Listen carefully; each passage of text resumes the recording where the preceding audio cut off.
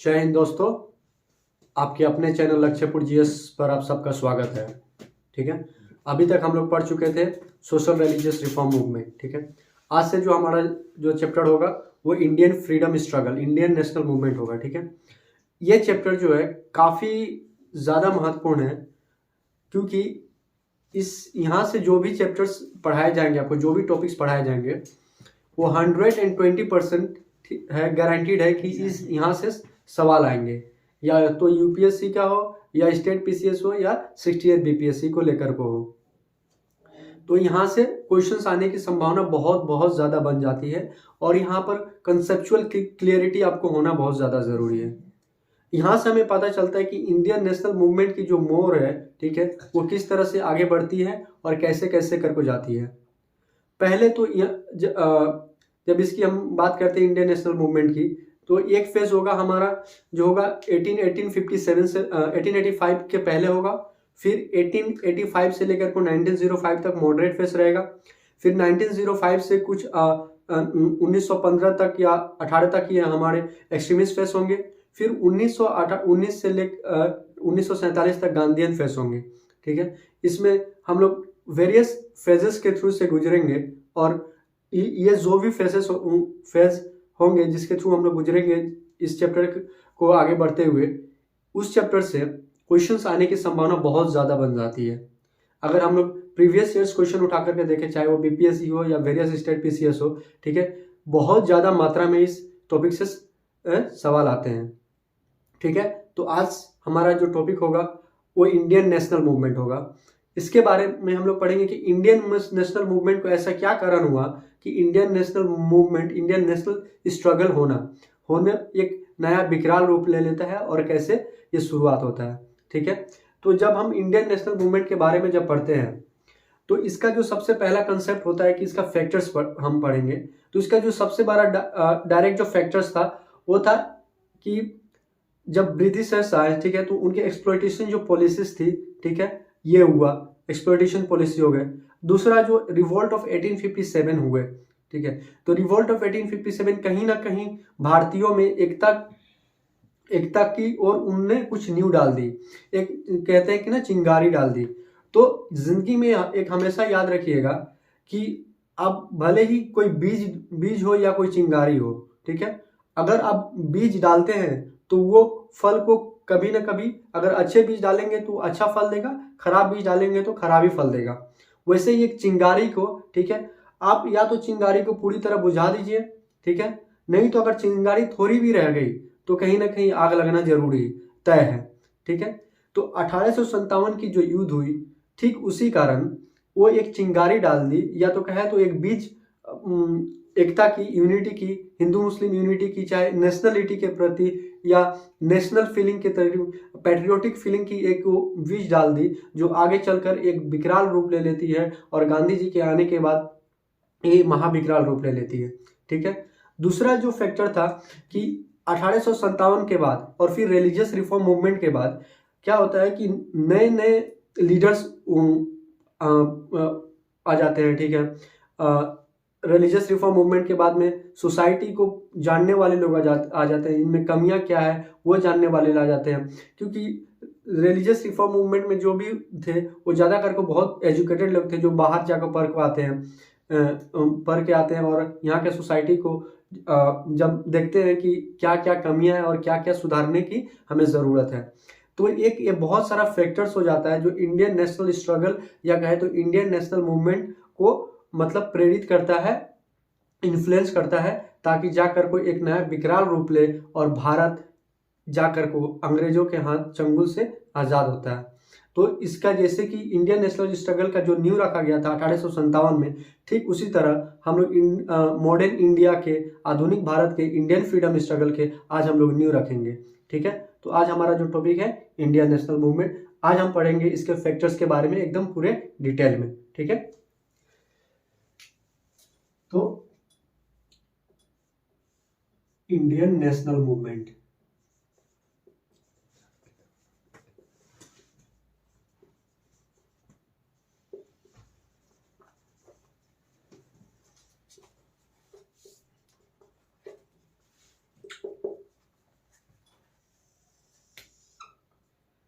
इसके फैक्टर्स के बारे में आज हम लोग पढ़ेंगे। फैक्टर्स दैट लेड टू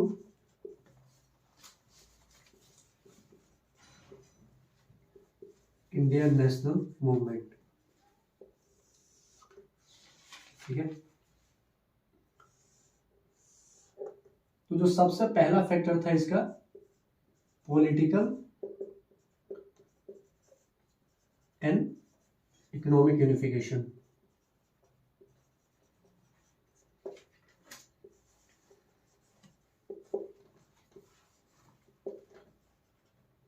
दूसरा जो फैक्टर था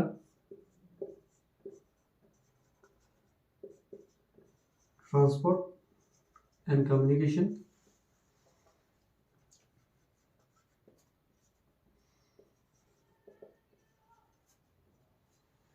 तीसरा जो था प्रेस एंड लिटरेचर।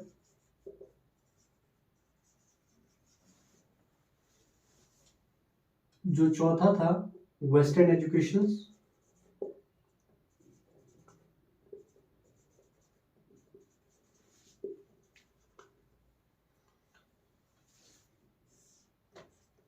जो पांचवा था वो लॉर्ड लाइटन कंजर्वेटिव पॉलिसीज।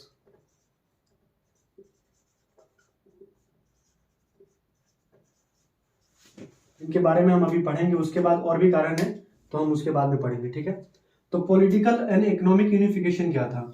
इसका जो सबसे पहला जो कारण था पॉलिटिकल एंड इकोनॉमिक यूनिफिकेशन। देखिए, इंडियन फ्रीडम स्ट्रगल होने से पहले या अंग्रेज 1857 के रिवोल्ट से पहले इंडिया जो थी, या अगर कहा जाए कि अंग्रेज के आने से पहले इंडिया जो थी अलग अलग छोटे छोटे राज्यों में विभाजित थी। ठीक है, there were small small kingdoms in India.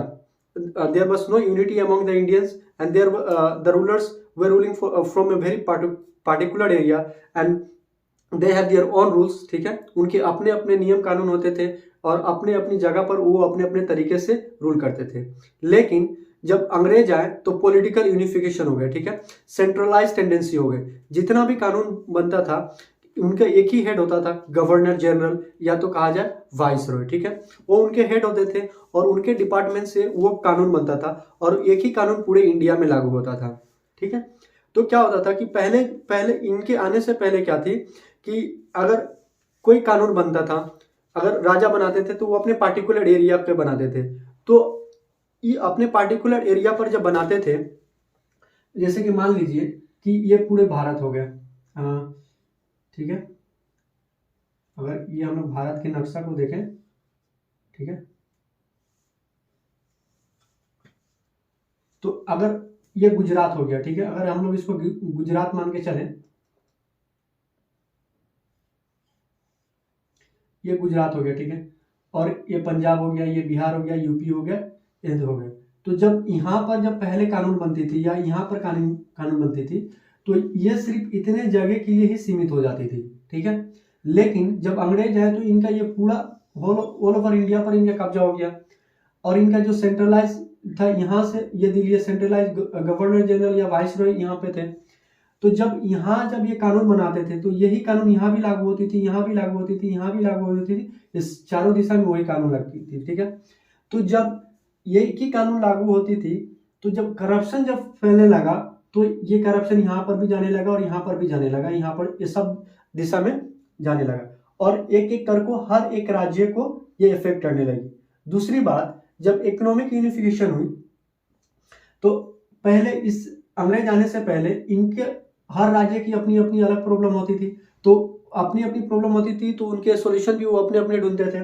मान लीजिए कि यहाँ पर अगर फेमिन हुआ, ठीक है, यहाँ पर भूखमरी की कोई बीमारी हुई या एपिडेमिक हुई, तो ये क्या करते थे, इतने तक ही सीमित होते थे।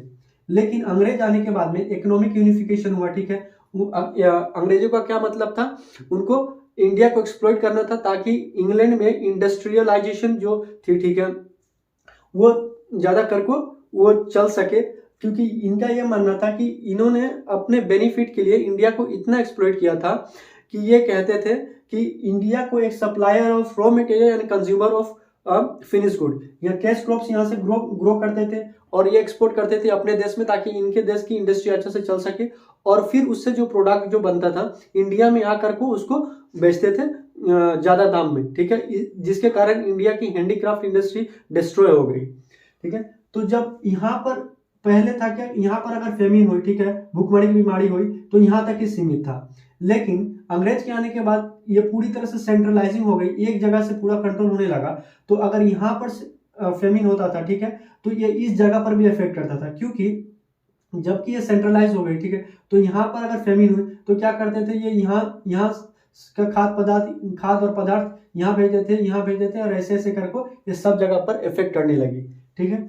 तो ये पॉलिटिकल और इकोनॉमिक यूनिफिकेशन इनकी ये एक फैक्टर रही, ताकि लोगों को जोड़ने का काम किया भूखमरी की, जैसे कि एक जगह पर अगर कोई कांड होता था तो दूसरे जगह पर वो इफेक्ट करती थी, ये थी। दूसरा जो कारण था इनका, जो फैक्टर था वो था ट्रांसपोर्ट एंड कम्युनिकेशन, ठीक है।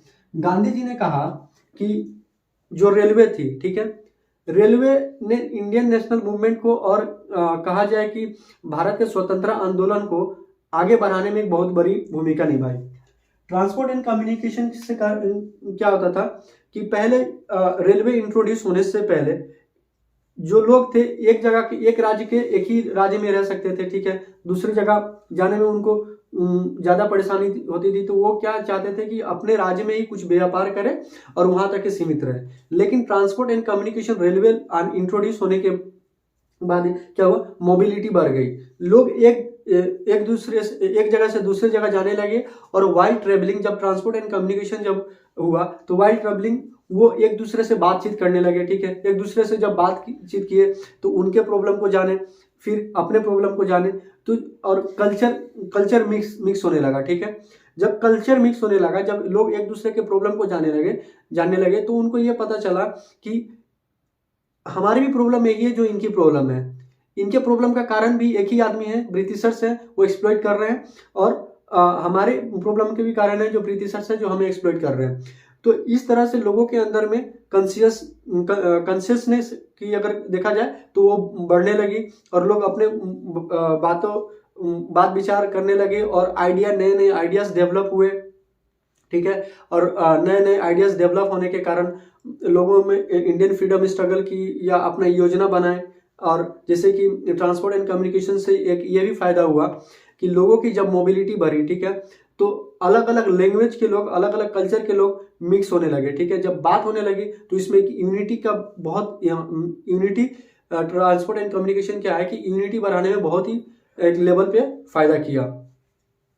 फिर जो तीसरा जो कारण था वो प्रेस एंड लिटरेचर, ठीक है। अब प्रेस एंड लिटरेचर कैसे काम किया कि देखिए, पहला जो न्यूज़पेपर था वो था अमृत बाजार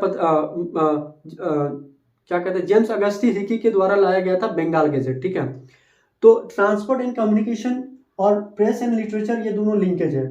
प्रेस एंड लिटरेचर क्या हुआ, लिटरेचर अलग अलग लोगों ने जब अपने अपने किताब लिखे, ठीक है, जब किताब लिखे तो लोगों के क्या हुआ कि लोग किताब पढ़ने लगे, जैसे दादा भाई नारोजी का किताब हो गया, रमेश चंद्र दत्ता का हो गया, फिर ऐसे कॉलोनियलिज्म, ये जो ऐसे किताब जो लिखे गए एनलाइटन थिंकरों के द्वारा, ठीक है, इकोनॉमिक्स के द्वारा, जब ये लोगों तक पहुंचे तो लोगों को पता चला कि हाँ, हमारे गरीबी के कारण कौन से हैं, हम ब्रिटिशर्स हमें एक्सप्लॉइट कर रहे हैं, इंडिया को एक ड्रेन ऑफ वेल्थ के तौर पे देखा जा रहा है, ठीक है। और ट्रांसपोर्ट एंड कम्युनिकेशन के द्वारा कि इसका एक फायदा क्या हुआ कि जो न्यूज़पेपर थे लोगों के घर घर तक, गांव गांव तक पहुंचने लगे, और जो नेशनलिस्ट थिंकर जो थे अपने आइडियाज को लोगों के पास अपने राइटिंग्स के थ्रू, अपने न्यूज़पेपर के थ्रू, अपने एसे के थ्रू, अपने मैगजीन के थ्रू, अपने जर्नल के थ्रू, ठीक है, पहुंचाने लगे। और इसी के दौरान लोगों के अंदर में कॉन्शियसनेस फैलने लगी, जागरूकता फैलने लगी कि हाँ, ब्रिटिशर्स हमारे दुश्मन हैं, हमें एक्सप्लॉइट कर रहे हैं, ठीक है। ये जो पहले मानते थे लोग कि ब्रिटिशर जो हैं वो it's a bone in disguise, तो ये लोगों के आंख से पर्दा हटाने का काम किया प्रेस एंड लिटरेचर, ठीक है। फिर उसके बाद में वेस्टर्न एजुकेशन क्या था, जितने भी जो थिंकर्स थे वो आउट ऑफ इंडिया गए, ठीक है, आउट ऑफ इंडिया गए, लंदन गए, अमेरिका गए, वहाँ पर है, ठीक है, वहाँ के सोसाइटीज़ को देखे, वहाँ के सोसाइटीज़ को देखे, ठीक है। उसके बाद में जब यहाँ पर आए तो इंडिया के सोसाइटीज़ को कंपेयर किए, तो जब वो कंपेयर किए देखे कि वो ठीक वही राजा अपने देश में भी राज कर रहे हैं और हमारे देश में भी राज कर रहे हैं, लेकिन वहाँ के लोगों का जो जीने का लाइफ स्टाइल है, वहाँ के स्टैंडर्ड है, वहाँ की जो फैसिलिटीज़ है और यहाँ पर जो दिया जा रहा है उसमें ज़मीन आसमान का फ़र्क है। उन्होंने वो जाकर को लिबर्टी, फ्रेटर्निटी, इक्वालिटी की जब ये कॉन्सेप्ट उन्होंने पढ़ा, रोस्यू को पढ़ा, जेम्स जॉन लॉक को पढ़ा, मिल्स को पढ़ा, ठीक है, प्लेटो को पढ़ा, एरिस्टोटल को पढ़ा, तो जब वो आकर को यहाँ पर कंपेयर किए तो उनको बहुत सारा डिफरेंस दिखाई दिए। जब वो उनको डिफरेंस दिखाई दिए तो ये डिफरेंस को वो इस कमी को भरने की कोशिश की और इसी दौरान में वेस्टर्न एजुकेशन उनको एक काफी लेवल तक मदद की, ठीक है। अब अगला जो है लॉर्ड लाइटन कंजर्वेटिव पॉलिसी, ठीक है। अब लॉर्ड लाइटन जो थे इंडिया के वायसरॉय थे 1876 से लेकर 1880 के दौरान। अब इनकी कंजर्वेटिव पॉलिसी क्या था कि एक जो था रॉयल टाइटल एक्ट, ठीक है, रॉयल टाइटल्स एक्ट 1876। इस रॉयल टाइटल्स एक्ट के दौरान क्या था कि ब्रिटिश के क्वीन थी कि क्वीन विक्टोरिया, ठीक है, उनको एक टाइटल दिया गया, एक क्वीन एम्प्रेस ऑफ इंडिया या कैसरे हिंद की एक टाइटल दी गई। दूसरा जो इनका था दिल्ली दरबार, ठीक है, दिल्ली दरबार 1887 में, ठीक है। तो दिल्ली दरबार 1887 में इन्होंने ऑर्गेनाइज किया और इस दिल्ली दरबार में, ठीक है, इन्होंने लगभग मिलियंस ऑफ रुपीस इन्होंने खर्चा किया, ठीक है। लेकिन ठीक 1887 के समय में मद्रास और सेंट्रल इंडिया पर फेमिन था, ठीक है, भूखमरी पूरी चल रही थी, जो पूरी भूखमरी चल रही थी। लेकिन सरकार ने क्या किया कि इस पर भूखमरी पर काम करने के बजाय ये क्या किए, एक पार्टी ऑर्गेनाइज किए दिल्ली दरबार कर को queen empress of royal title देने की खुशी में 1857 में एक पार्टी ऑर्गेनाइज किए और इस पार्टी में करोड़ों रुपए की खर्च की गई। लेकिन सोचिए जिस देश में भूखमरी से लोग मर रहे हैं, ठीक है, लगभग सेंट्रल इंडिया और मद्रास पूरी भूखमरी से मर रही है, वहां आप उसकी व्यवस्था करने के बजाय आप पार्टी कर रहे हैं, ठीक है। तो ये एक रॉन्ग इंप्रेशन जाता गया, ठीक है, लोगों के बीच में, और ये कहीं ना कहीं एक बहुत बड़ा कारण बना कि इंडियन नेशनल मूवमेंट यहाँ से शुरू होती है। फिर जो इनकी एक और पॉलिसी थी, इन्होंने क्या किया कि जो सिविल सर्विसेज आईसीएस की जो एग्जाम होती थी, इनका जो एज होता था, ये एज इन्होंने घटा कर को 21 से 19 कर दिया, ठीक है, 21 इयर्स से 19 इयर्स कर दिया, ठीक है। उसके साथ साथ इन्होंने ग्रीक लैंग्वेज भी इसमें इंट्रोड्यूस कर दिया, ग्रीक लैंग्वेज इंट्रोड्यूस कर दिया। अब ये पूरे इसलिए किया गया लॉर्ड लाइटन्स के द्वारा कि लॉर्ड लाइटन्स का ये मानना था कि भारतीय को या तो जॉब दिया ना जाए, ठीक है, किसी भी हायर पोस्ट पर दिया ना जाए, बैठाया ना जाए, अगर बैठाया भी जाए, ठीक है, तो उसको पूरे ब्रिटिश के कंट्रोल में दिया जाए। पहले जो इंडियन सिविल सर्विस एग्जाम की जो एज थी, ठीक है, एक तो पहले 21 इयर्स थी और उसमें भी वो लंदन होती थी, इंडिया में होती नहीं थी। और इसके बाद इन्होंने क्या किया कि उसकी एज को घटा कर को 19 साल कर दिया, ताकि कोई इंडियन इसमें भाग ना ले सके, इसमें पार्टिसिपेट ना कर सके और कोई सिविल सर्वेंट ना बन सके। दूसरा, इसमें इन्होंने एक और लैंग्वेज इंट्रोड्यूस कर दिया, ग्रीक्स, ठीक है। तो ये एक इंडियंस के लिए उस समय की बात देखिए कि अंग्रेजी जानना ही एक बहुत बड़ी बात माना जाता था, एकदम शान शौकत माना जाता था कि जो अंग्रेजी जानते हैं वो बहुत ही बड़े स्टैंडर्ड, बहुत ही बड़े रईस, ठीक है, और ज्यादा कर को जो रॉयल फैमिली के होते थे, काफी मतलब रेप्यूटेड फैमिली के होते थे और बहुत धनी व्यक्ति थे, वही बाहर जाकर को पढ़ते थे और अंग्रेजी उनको आता था। लेकिन इसमें कि अंग्रेजी के बाद भी इन्होंने ग्रीक लैंग्वेज को इंट्रोड्यूस किया ताकि भारतीय को, ठीक है, इंडियंस को इस सर्विस से जितना हो सके उतना दूर रखा जाए, ठीक है। तो ये था। इसी के दौरान एक शख्स थे, ठीक है, सुरेंद्र नाथ बनर्जी साहब, इन्होंने 1877 में एग्जाम क्लियर किया, ठीक है। एग्जाम की लड़कियां, लेकिन कुछ तकनीकी कारणों की वजह से इनको इंडियन सिविल सर्विस में नहीं लिया गया। फिर इन्होंने एक संस्था की स्थापना की, इंडियन एसोसिएशन, ठीक है, जिसका हेडक्वार्टर कलकत्ता रखा गया। और जब इसके लिए वो जब फाइट स्टार्ट करना शुरू किए तो लोग उन्होंने अब उनका एक नाम दे दिया गया, सुरेंद्रनाथ बनर्जी को सरेंडर नोट बनर्जी, इनको केकर को सम्मानित करने लगे लोग, ठीक है। तो ये इनके कारण थे, और 2-3 कारण हैं, लेकिन इस पर जगह नहीं है, आप लिखिए, उसके बाद हम आपको समझाते हैं। लॉर्ड लाइटन कंजर्वेटिव पॉलिसीज में, ठीक है, 2 इनकी पॉलिसीज और थी। एक जो थी arms act of 1878,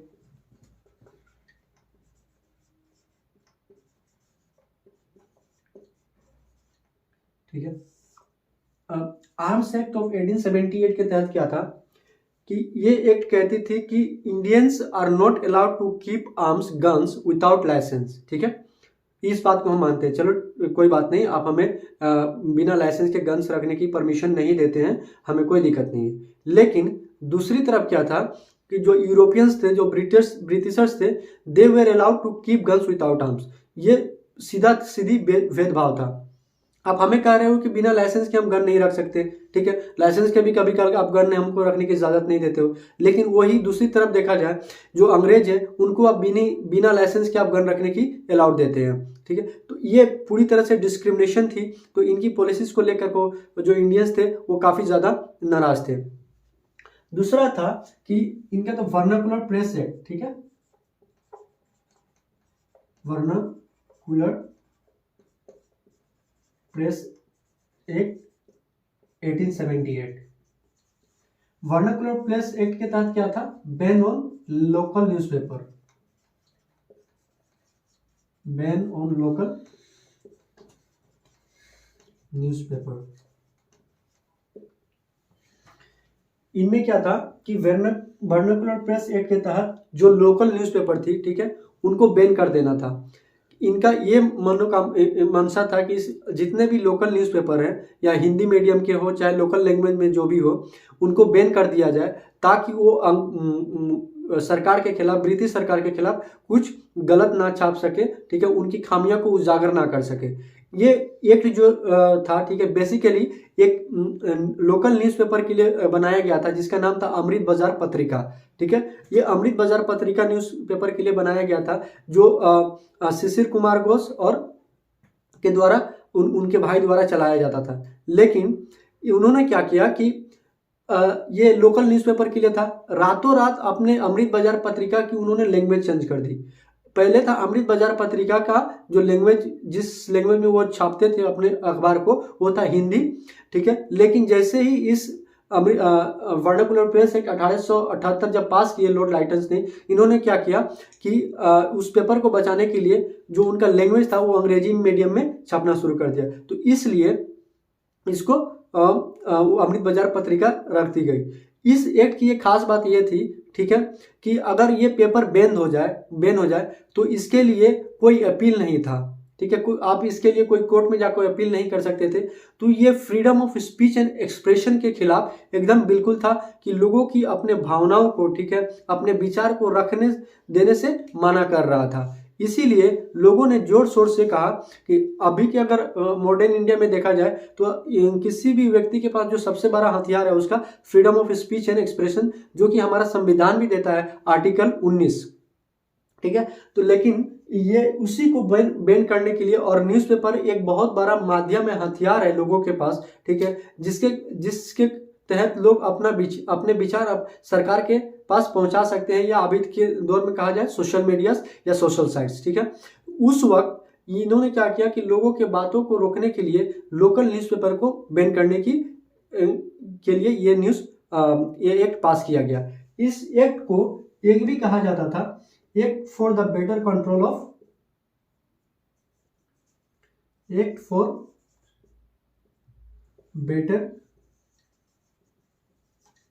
of newspaper, या गैगिंग एक्ट भी कहा जाता था इसको,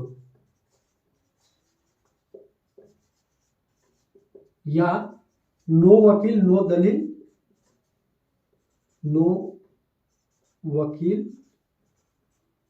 दलील एक्ट। ठीक है।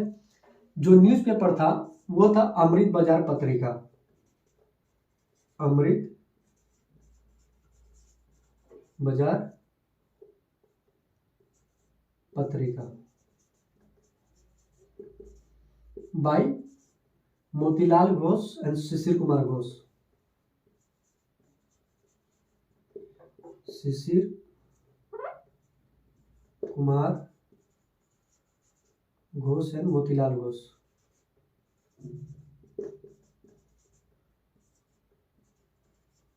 ठीक है, ये दोनों भाई के द्वारा, बंधु के द्वारा ये पत्रिका चलाया गया था। ये रातों रात क्या किए कि इसकी लैंग्वेज चेंज कर दिए। ठीक है, अब जो था अगला जो फैक्टर था वो था इल्बर्ट बिल कंट्रोवर्सी।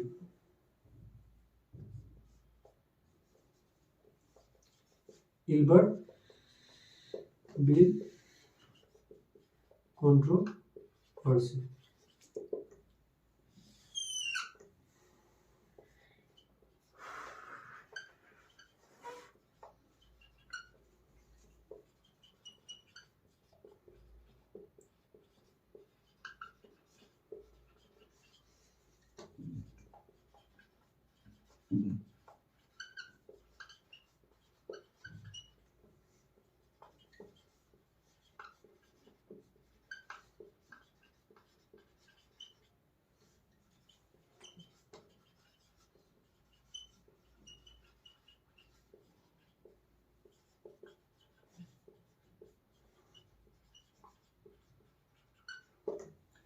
अब इल्बर्ट बिल कंट्रोवर्सी क्या था? इल्बर्ट बिल कंट्रोवर्सी में बेसिकली देखा जाए कि देखिए अभी की जो न्याय प्रणाली है कि भले आप मंत्री हो, विधायक हो या सामान्य नागरिक हो, जो जजेस सामान्य नागरिक को ट्राई कर रहे हैं, जजमेंट सुनाया जा रहे हैं, दे रहे हैं, ठीक है, वही मंत्री को या किसी विधायक को सुनाएंगे। लेकिन इस इल्बर्ट बिल के द्वारा क्या था कि इंडियन जो थे उनको ट्रायल पर लेने के लिए यूरोपियन जजेस को अलाउड थे, इंडियन जजेस भी अलाउड थे। लेकिन जो यूरोपियन अगर कोई क्रिमिनल है, ठीक है, तो उनको ट्रायल को या उनके खिलाफ फैसला करने की इंडियन जो जजेस थे उनको अलाउड अनुमति नहीं दी जाती थी। इस बिल के द्वारा ये कहना था कि Indians lacks sense of judgment, उनके पास इतना सेंस नहीं है कि किसी यूरोपियन को वो ट्रायल पे दे और उनके खिलाफ जजमेंट सुना सके। तो इसीलिए उनको ये कहा जाता था कि जितने भी यूरोपियन क्रिमिनल्स हैं, चाहे कल्प्रिट है, उनको ट्रायल सिर्फ यूरोपियन जजेस ही कर सकते हैं। तो ये एक बहुत बड़ा मुद्दा हुआ जिसके कारण इल्बर्ट बिल कंट्रोवर्सी हुई। ठीक है, और जाकर को ये इतने सारे फैक्टर हुए जो आगे चलकर को इंडियन नेशनल मूवमेंट की पनपने की एक नींव रखती है, या कहे तो एक चिंगारी जलाती है।